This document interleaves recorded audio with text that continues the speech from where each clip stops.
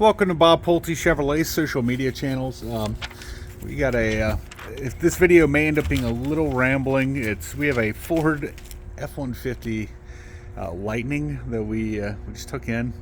I don't know a ton about the Lightning, so at the end I'm going to give my thoughts just on electric vehicles in general, what I like, concerns I have.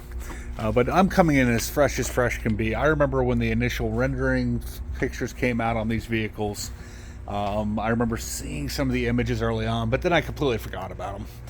And so we're going to talk about the truck a little bit, talk about a little bit of the capabilities, some actually what I think is pretty cool stuff.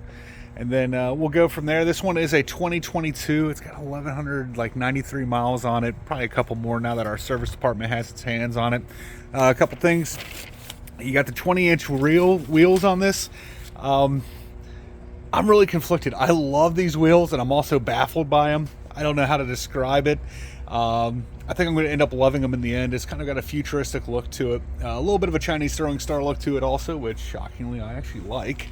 I like the badging here with the lariat portion I'm assuming that is the charging port. I like the assist steps that came on this one. Wish it came out a little bit further. Nothing's perfect. You got a little bit of lighting there to go with that.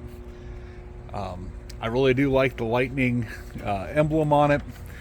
Keeps on making me think of Thor or Emperor Palpatine and the third Star Wars movie, Unlimited Power, and shoots out the lightning bolts. And now that I've completely confirmed that I'm a nerd, and everybody knows, getting back here to the tailgate, I've always liked any braking light system that goes across. I would love to see this at night working. I'm assuming I'm going to also love that. Love the lightning bolt badge there with the American flag. You got your, I think it was a Class 4 trailer hitch set up there. It's going to have the spray and bed liner, which for $70,000+ trucks, I would hope they have them. Got your sliding rear there. Get around the side here, and then I'm going to show you a couple things on the inside. Then I'm going to talk about some of the features I love. One, my daughter had an 09 Ford Escape. I love the fact that you can get in by the keypad. Now, I love this 15.5-inch touchscreen radio. Beautiful. I forgot to write down the actual looks like we're up to 1,289 miles. I do love also the massive size of the digital command center. I'm liking the seating that we have going here. Perforated leather. Plenty of space in here. Not that it should be surprised. I mean, it's a crew cab truck. A little information there. Forgot to look up the towing capacity. I know it's on there. I'm just tired. It's been a long weekend. Your 8-speaker audio system. Let's take a quick look in the back, and then we're gonna talk about capabilities, what I love about electric vehicles, and what has me concerned, at least in the short term. Okay, also, this one has Copilot Assist Active 2.0. I don't want to go over everything on that because I'm not 100% sure which items go with the Lightning and which don't. I do know it's got the stop and go cruise control. In theory, I believe with these trucks, it's going to have everything. Drive assist, it's obviously going to have the 360, rear 360 backup camera, 360 view, among many other things. This thing's loaded up with safety features, automatic emergency braking, intelligent, like we already talked about, cruise control. Now let's talk about the big thing, battery capacity.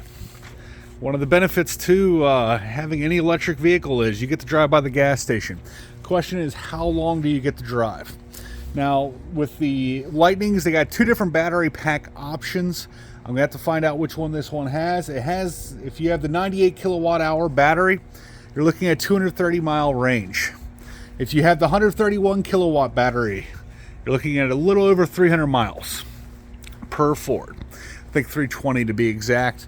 Moral of the story on that is I'm waiting for it to get a little bit higher. The Silverado, the 2024, is supposed to be a little over 400 miles.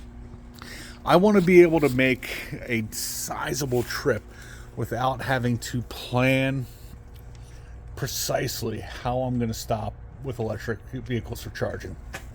They are getting much better with their charge times, and if you have the nicer chargers, you could probably get it done in 30 minutes.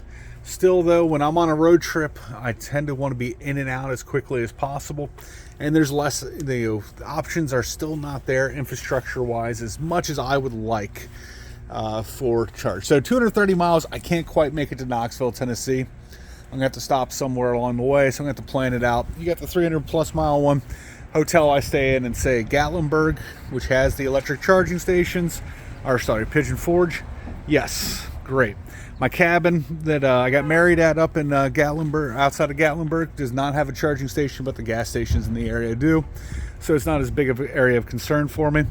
I'm just hoping with each generation, they keep on getting better and better with the, I almost said fuel efficiency, with the battery life on each charge.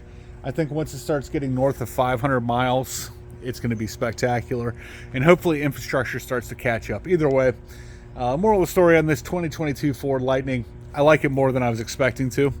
I think it looks pretty good. I wasn't expecting to like the rims, and they are growing on me by the minute. I like the color on this one. I love the 15.5-inch touchscreen radio. Overall, it is a very good vehicle. And